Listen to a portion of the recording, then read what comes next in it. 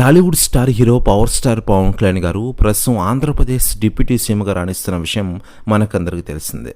మరోవైపు ఆంధ్రప్రదేశ్లో పవన్ కళ్యాణ్ గారు ఏం చేసినా కూడా అది సంచలనంగా మారుతున్న విషయం తెలిసిందే.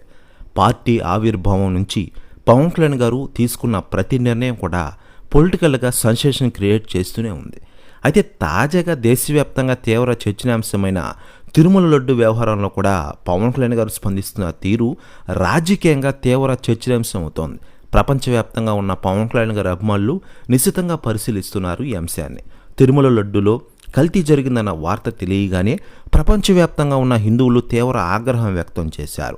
పవిత్రమైన తిరుమల లడ్డును కల్తీ చేసిన వారిని కఠినంగా శిక్షించాలని హిందూ సమాజం డిమాండ్ చేసిన విషయం మనకందరికీ తెలిసిందే. మరోవైపు పవన్ కళ్యాణ్ గారు అటు జనసేన పార్టీ కార్యకలాపాలపై కూడా దృష్టి పెట్టుతున్న విషయం మనకందరికీ తెలిసిందే. ఇతర పార్టీల్లో ఎమ్మెల్యేని నేతలను జనసేన పార్టీలోకి నేరుగా ఆహ్వానిస్తున్నారు పవర్ స్టార్ పవన్ కళ్యాణ్ గారు. ఇక ఇదిలా ఉండగా లేటెస్ట్గా అందుతున్న సమాచారం ప్రకారం పవన్ కళ్యాణ్ గారి కోసం మాజీ ఎమ్మెల్యే కేతిరెడ్డి వెంకటరామరెడ్డి వస్తున్నారట. దీంతో డిప్యూటీ సీఎం పర్మిషన్ ఇవ్వలేదని తెలుస్తోంది. ప్రస్తుతం ఈ న్యూస్ కూడా తెగ వైరల్ అవుతోంది. త్వరలోనే ఆయన జనసేన పార్టీలో చేరే అవకాశాలు గట్టిగా కనిపిస్తున్నాయట. ప్రస్తుతం ఈ న్యూస్ కూడా తెగ వైరల్ అవుతోంది ఆంధ్రప్రదేశ్ రాష్ట్ర రాజకీయాల్లో. మరోవైపు తిరుమల లడ్డు కల్తీ వ్యవహారంలో ప్రాయశ్చిత్త దీక్ష చేపట్టారు పవన్ కళ్యాణ్ గారు.